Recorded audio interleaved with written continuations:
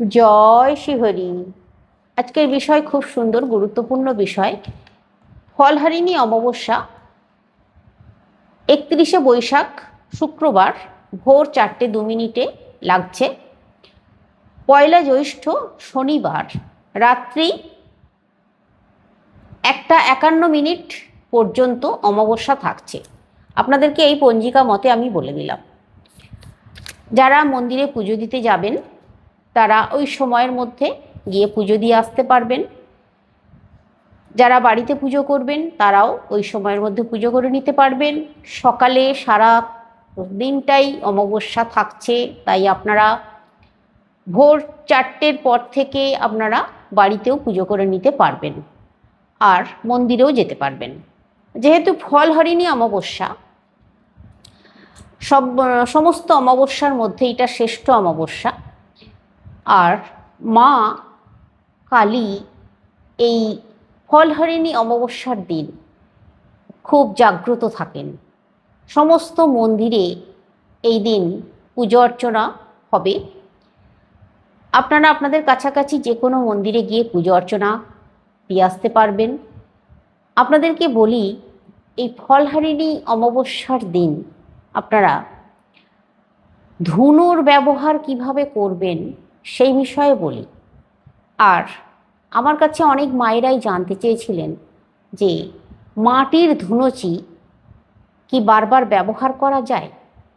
মাটির ধুনুচি একবারের বেশি দুবার ব্যবহার করা যায় কি না? পিতলের ধুনুচি কি সবসময় মেজে ব্যবহার করতে হয়? এরকম ধরনের কথা জানতে চেয়েছেন। কিভাবে ধুনো জ্বালাবেন সেই বিষয়ে জানতে চেয়েছেন। আর এই অমাবস্যার দিন আপনারা একটি বিশেষ উপায়ের কথা বলছি, ধুনো দিয়েই করবেন সেই কাজ। করলে কি হবে, আপনাদের গৃহ থেকে সমস্ত রকমের বাজে প্রভাব সেগুলো দূরীভূত হবে। আপনাদের গৃহ শান্তিতে থাকবে, গৃহে কেউ কোনো ক্ষতি করতে পারবে না। বাস্তুতে যে দোষ তৈরি হয়ে আছে সেই দোষগুলো কেটে যাবে। আপনারা নির্বিঘ্নে সুন্দরভাবে দিন যাপন করতে পারবেন। সেই বিষয়ে একটা খুব সুন্দর উপায়ের কথা বলছি, সঙ্গে থাকুন প্রথম থেকে শেষ পর্যন্ত। আশা করছি লাভবান উপকৃত হবেন। তো প্রথমে আমি আপনাদেরকে বলি যে কথাটা, যে ধুনো, মাটির ধুনুচি ধুনো দেওয়ার পর সেই ধুনুচি আর দ্বিতীয়বার ঠাকুরের কাছে আরতি করা যাবে না। মাটির ধুনুচি একবারই ব্যবহার করতে হবে। তবে হ্যাঁ, মনে করুন বড় বড় যে পুজোগুলো হয়, সারা রাত্রিব্যাপী হয়তো পুজো হচ্ছে, মা কালীর পুজো হচ্ছে, যেমন ধরুন মা সরস্বতীর পুজো হচ্ছে 2 দিন বা 3 দিন ধরে, বা বাড়িতে হয়তো কোনো ভালো কোনো অনুষ্ঠান হচ্ছে, পুজো অর্চনা হচ্ছে 2 দিন 3 দিন 5 দিন ধরে, সেই ক্ষেত্রে ওই একটা ধুনুচি ব্যবহার করা যাবে। কিন্তু ওই একবারই ব্যবহার করা যাবে, একটা পুজোতেই। আবার আপনারা যে ওই মাটির ধুনুচিটা আবার কোনো পুজো অর্চনা হবে তখন ব্যবহার করবেন, সেটা কিন্তু করা যাবে না। এবার আপনাদেরকে বলি পিতলের ধুনুচি। পিতলের ধুনুচি কিন্তু একবার ধুনুচি দিয়ে ঠাকুরকে আরতি করার পর, একবার জ্বালানোর পর পিতলের ধুনুচি মেজে ধুয়ে নিতে হবে। মাজা ধোয়া করে নিয়ে আপনারা আবার জ্বালাতে পারবেন। পিতলের ধুনুচিকে কিন্তু খুব ভালো করে মেজে নিতে হবে। যেমনভাবে প্রদীপ একবার প্রজ্বলিত করার পর পিতলের প্রদীপ একবার ভালো করে ধুয়ে নিতে হয়, এমনকি এই যে ঘণ্টা আমরা ব্যবহার করি, এই ঘণ্টাও কিন্তু ধোয়া মাজা করে নিতে হয়।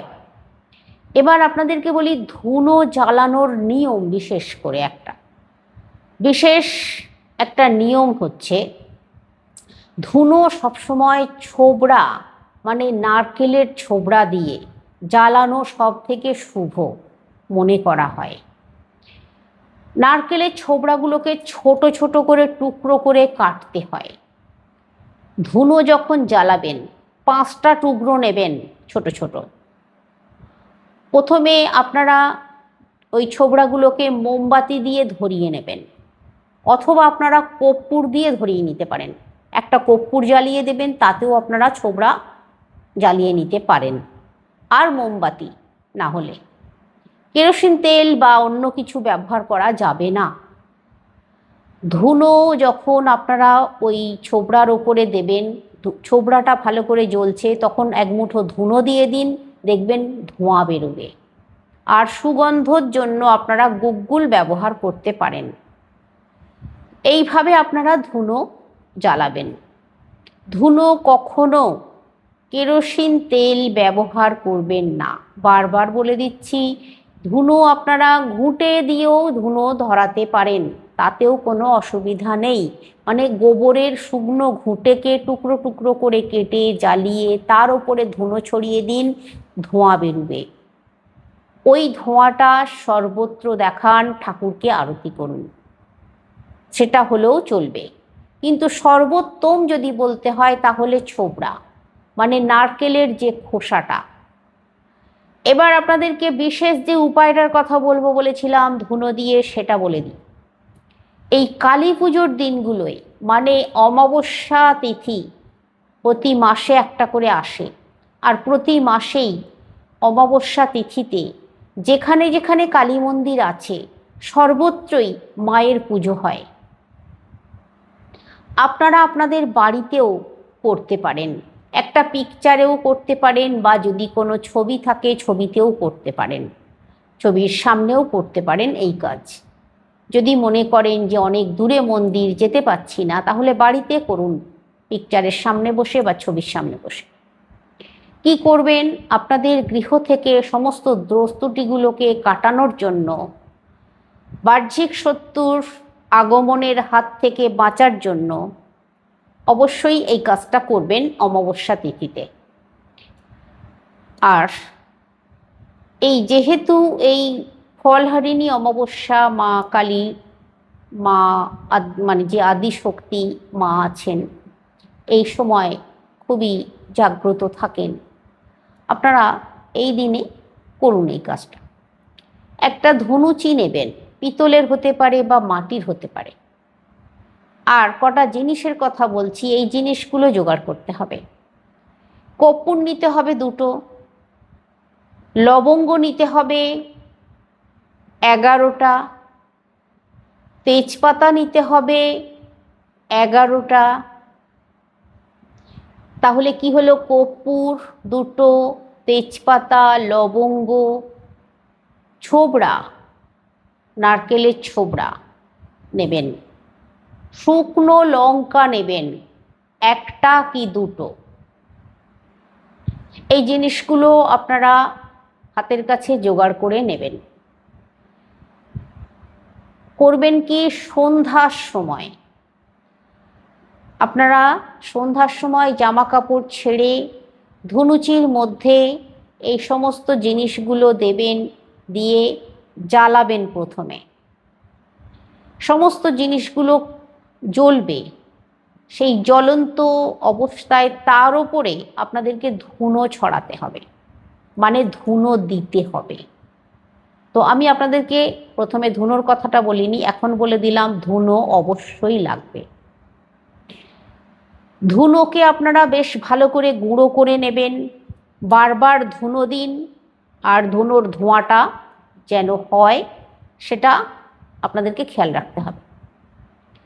ওই যে ধোঁয়াটা বেরোবে, ওই ধোঁয়াটা আপনারা ঠাকুরের কাছে দেখাবেন না, ওই ধোঁয়াটা আপনারা আপনাদের বাড়ির ঘরের প্রতিটি কোণাগুলোয় দেখাবেন, বাড়ির ছাদে দেখাবেন, বাড়িতে দোতলা বাড়ি থাকলে, 3তলা বাড়ি থাকলে সর্বত্র প্রতিটা ঘরের কোণায় কোণায়, এমনকি রান্নাঘরেরও কোণায় কোণায়, বাড়ির বাইরে ওই ধনুচিটা নিয়ে আপনাদেরকে ঘুরতে হবে, একটু 3বার অন্তত পাক খেতে হবে।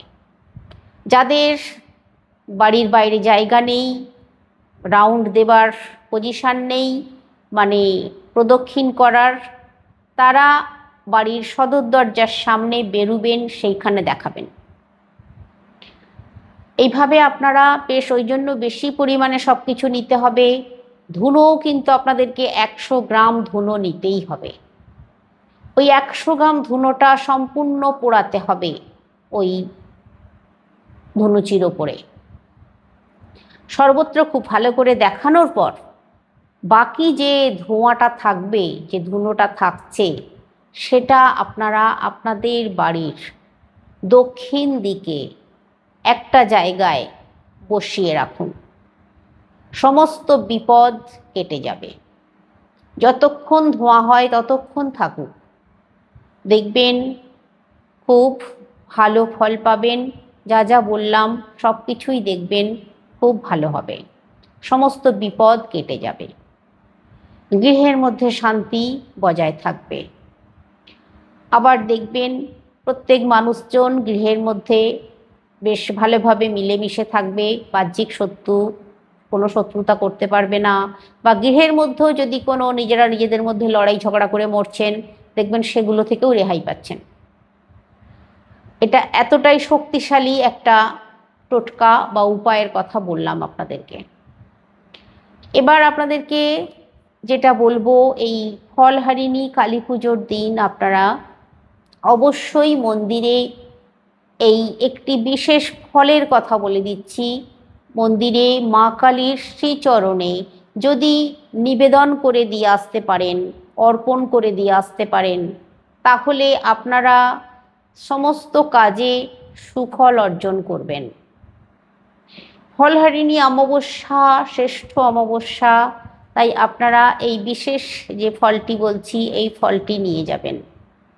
এই ফলটি হচ্ছে তরমুজ, ভেতরে লাল বাইরে সবুজ, ডিপ লাল যেন হয় তরমুজটা, সেরকম দেখে ভালো জায়গা থেকে, বিশ্বস্ত জায়গা থেকে তরমুজ একটা কিনবেন। আর ওই তরমুজটা নিয়ে মন্দিরে যাবেন, মন্দিরে মায়ের চরণে রেখে দিয়ে চলে আসবেন। আপনারা ফুল, সন্দেশ, বাতাসা, ফুলের মালা সবই নিয়ে যেতে পারেন, তাতে কোনো অসুবিধা নেই। তার সঙ্গে এই ফলটিও নিয়ে যাবেন।